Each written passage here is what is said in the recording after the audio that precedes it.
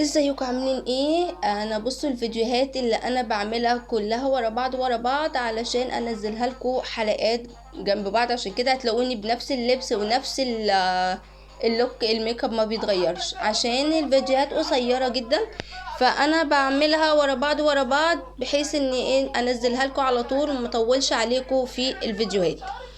دلوقتي انا هعمل لكم طريقه زبده الكاكاو، بمناسبه ان احنا طبعا داخلين على الشتاء والشفايف طبعا هتكون ناشفه من الهواء والسقعه. اول حاجه هتجيبي زيت جوز الهند، هتجيبيه مجمد من عند العطار، وطبعا احنا في الشتاء هتلاقيه مجمد لوحده اصلا. وهتبداي ان انتي تسيحيه على البخار، مش محتاجين طبعا ميكرويف، ان هتسيحيه على البخار بس. وهتحطي عليه لون طعام بس مش كتير عشان ما يتحولش الروج، احنا عاوزين بس لمعة كده او اللي هو تدي لون خفيف زي كده لزبدة الكاكاو اللي احنا بنجيبها. وهتبداي ان انت تمزجيهم مع بعض كويس قوي، وتحطيها في علبة زي علبة الروج كده، وتسيبيها في الفريزر تجمد، وتبداي ان انتي تستخدميها كزبدة كاكاو. وحطي النكهة اللي انتي حباها، علشان ما طبعا ما حدش بيأيد حد بالنكهة اللي هو بنكهة معينة، اي نكهة انتي عاوزاها، وجوز الهند وسيحيهم في بعض.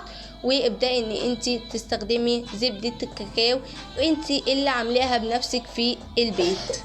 وكده هيكون فيديو خلص، وهعمل لكم فيديو تاني لطريقة حاجة تاني وفي الميك اب بتاعك ده.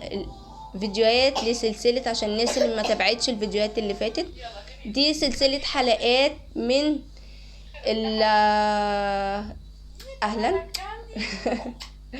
دي سلسلة حلقات من ازاي تعملي الميك اب بتاعك من غير اي تكلفة.